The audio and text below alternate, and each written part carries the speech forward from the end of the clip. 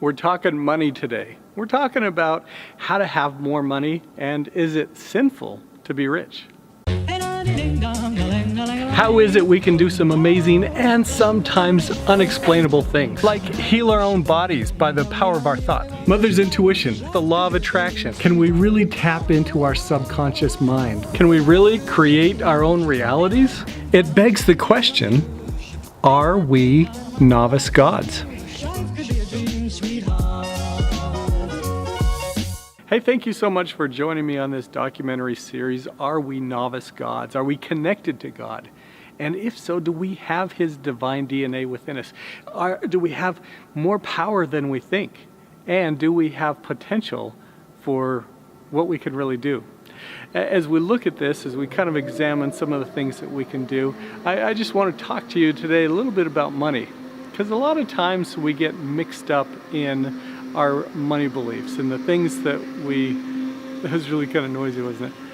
And the things that we believe about money. Now, one of the things that I found is that honest, sincere, spiritual people who want to make a difference in the world, they often have some negative beliefs about money that hold them back. You know, they believe that money is bad, that it's sinful to be rich, that rich people are mean and you lose your identity and you become selfish. Rich people are selfish. You know, you have all of these different beliefs that you adopt because you hear them from other people. Or maybe you think that that you have to work really hard. You have to sacrifice yourself to make money.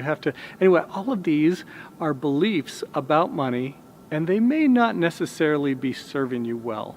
So we're going to talk a little bit about money, and I want to just kind of open your eyes to some possibilities and have you consider a few things. We're just going to talk logic, really, right?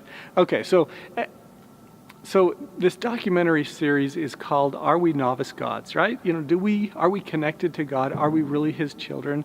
And if we are, what does that mean for us? What does that mean for us right now and also in the future? But if we look at, if that is true, what does that mean about life? You know, what is life about?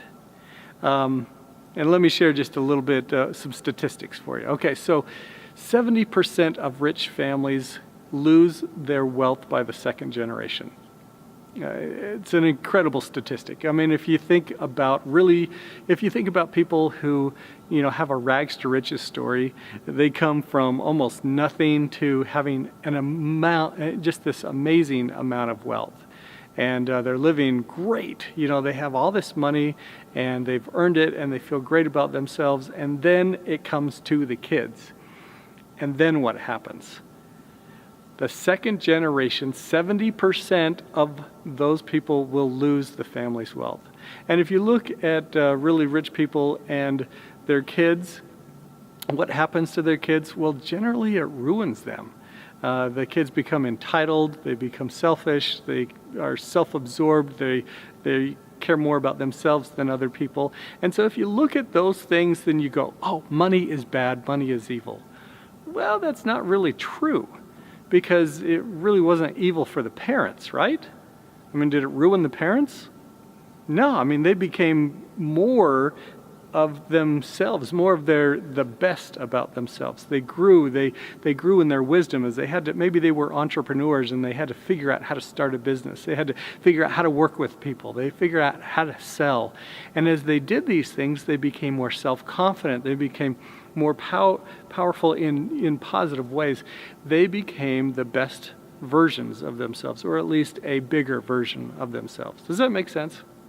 And you know people who are self-made, and the self-made people are amazing. And then what happens is you have the second generation, and they are not self-made. They did not earn all of that wealth. And so what happens?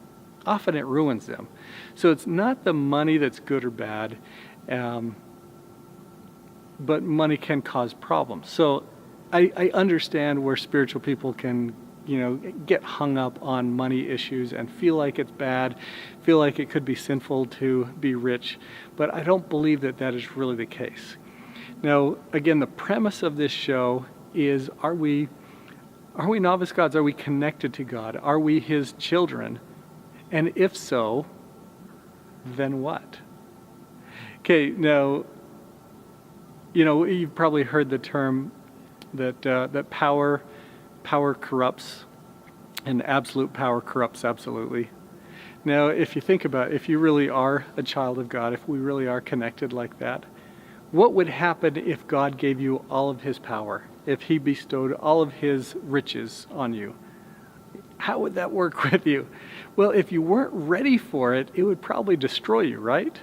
If you were like second generation wealth people, where you haven't earned it, where you haven't worked for it, where you haven't gained the skills to not become self-absorbed with it, but to use that wealth, that energy really, to create other things in the world and in the universe. So anyway, hopefully that kind of gives you just an understanding of the possibilities that, hey, if we're really like God, he wants to give us everything, but he can't just give it to us outright without us skilling up and becoming better at who we are and what we're about, so that we can handle it when we come to that point. Hope that makes sense to you. I worked for 12 years for a philanthropic group that was responsible for fundraising on a lot of different charities. Really super satisfying kind of career for me. I was able to help a lot of great causes and feel like I was making a difference in the world. And in doing so, I worked with a lot of really wealthy people who were philanthropic. And many of these people involved their children in the philanthropic efforts. And it made this huge difference in their families if they were organized, if they were centered, if they were, how do I say this? If just their focus was on helping other people and making the world a better place, it was a tremendous difference in their family, in how their children were raised, in how well adjusted they were. I remember I interviewed a couple, and they talked about their kids, and they kind of had two families, anyway. The first kids didn't turn out so well. They were a little bit more entitled, and they felt privileged, and it was kind of a struggle to help them. And then the younger kids, who they had gotten involved in philanthropy, in helping other people, in serving, their lives were wonderful. They were really well balanced. They were caring about others. They would talk to me about how they'd be driving along and they'd see somebody broken down on the side of the road, and the boys would be like, "Dad, we got to help." And they'd stop in the middle of the intersection. The boys would run out and help push the car through the intersection or something. They were very well balanced. So it really isn't the wealth that causes the issues. Well, it's and how prepared we are for it. There is a wonderful book by Wallace Wattles. It's called The Science of Getting Rich. And I highly recommend you check that out, because it talks a lot about some of these principles that we're talking about here. It's what we do with the wealth that makes a difference. And if you really are connected, he wants to give you absolutely everything, but he wants you to be ready for it. So in this world of preparation and planning and training, he is helping you level up, or giving you the opportunity to do that. So anyway, I just wanted to share those concepts with you. Again, we're talking about different beliefs. I want to challenge your current beliefs. Wherever you're at right now, I want you to start asking questions. What do I believe? How do I feel? And then as you ask these questions and try on new beliefs, kind of like putting on a new jacket or a new sweater, and feel, does this feel right? Does this feel helpful? Does this let me be more of my true self? Or is this kind of an abrasive idea? Is this constricting? Like if you're thinking about money and you believe like that it's hard to make money, or that it's bad to make money, or money doesn't grow on trees and things like that, just kind of think about how you feel when you're wearing that belief. It feels kind of confining, kind of constricting to me. Anyway, I don't know, maybe it feels good to you, but I don't want to have beliefs that are going to hold me back. I want to have beliefs, I don't want to have limiting beliefs. I want to be able to take those off and put on the ones that are going to give me the opportunity to grow in all the best ways. So is it sinful to be rich? I don't think so.